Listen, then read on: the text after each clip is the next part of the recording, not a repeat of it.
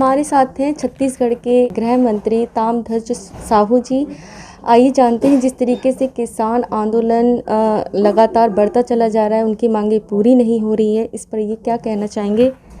Sir, जिस तरीके से किसानों का आंदोलन बढ़ता चला जा रहा है, किसान दिल्ली की तरफ कूच करना चाहते हैं, 19 दिन हो गए हैं, 6 मीटिंग हो चुकी हैं, लेकिन कोई इसका निर्णय नहीं निकल पा रहा है। केंद्र की जो सरकार है, माननीय नरेंद्र मोदी की जो सरकार है, विशुद्ध रूप से किसान विरोधी सरकार है।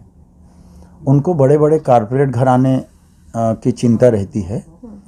आम आदमी का, गरीब वर्ग का, सर्वहारा वर्ग का, किसानों का कोई चिंता नहीं है। और इसलिए जो 18-19 दिन किसानों को आंदोलन करते हो गया है, पर उनमें जूं तक नहीं रेंग रहा है। व्यावहारिकता के नाते फॉर्मेलिटी पूरा करने के लिए किसानों से वो बातचीत कर रहे हैं। इतना लंबा बातचीत करने के और 5-5, 6-6 बैठक करने का कोई ज़रूरत नहीं है। एक बैठक, 2 बैठक में क्लियर हो जाता है कि हम क्या चाहते हैं, सामने क्या चाहता है, सरकार क्या कहती है, वित्तीय स्थिति क्या होती है और दुनिया में क्या चल रहा है, देश में अन्य जगहों में क्या चल रहा है, सब मालूम हो जाता है।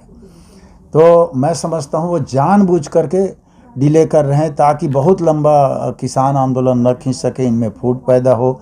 कुछ अपने लोगों को वहाँ भेजकर फूट कराने लग गए हैं, वहाँ गलत तत्व हावी हो गए हैं, ऐसा भ्रम फैलाना शुरू कर दिए हैं।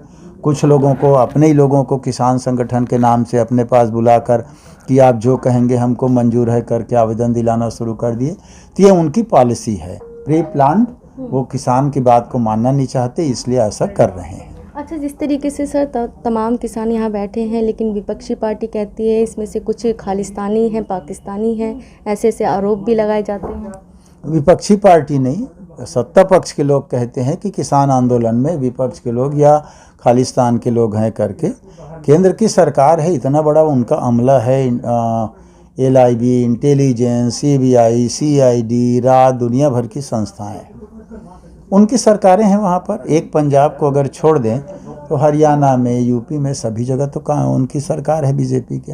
वो अपने मुख्यमंत्री से, वहाँ की सरकार से, वहाँ की इंटेलिजेंस से पता कर ले कि कौन लोग क्या हैं, कौन उसमें गलत तत्व है, और उनको पकड़ लें, अलग कर लें, कोई बड़ी बात नहीं। पर ये कहकर भ्रमित करना और किसानों के आंदोलन को कुचलने का प्रयास करना, ये बहुत गलत है और केंद्र सरकार को तत्काल उनकी बात को माननी चाहिए। सर, चूँकि आप OBC के राष्ट्रीय अध्यक्ष भी हैं, तो ज़्यादातर किसान OBC से ही आते हैं, तो आप इसमें क्या कर रहे हैं सर?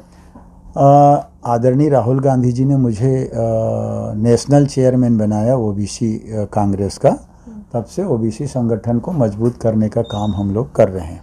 कोरोना संक्रमण काल में भी वर्चुअल मीटिंग लेकर के सभी स्टेट चेयरमैन से हम लोग बात करते रहते हैं, और आदरणीय सोनिया जी का, आदरणीय राहुल गांधी जी के जो समय समय पर निर्देश हुए उसको पालन करवाते रहते हैं। वर्तमान स्थिति में जो किसान आंदोलन है, उसके लिए मैं अपने सभी स्टेट चेयरमैन को निर्देशित किया हूँ कि किसान विरोधी बिल को वापस, जो मांग हम लोग कर रहे हैं, आदरणीय राहुल गांधी जी ने स्पष्ट तौर पर कहा है, किसानों का हम सहयोग करें और पूरी तौर पर उनको मदद करें। ये, और उसके लिए चाहे ज्ञापन देने की बात हो अपने अपने राज्य में, चाहे धरना प्रदर्शन करने की बात हो, वो सब करें, ये मैंने निर्देशित किया हुआ है।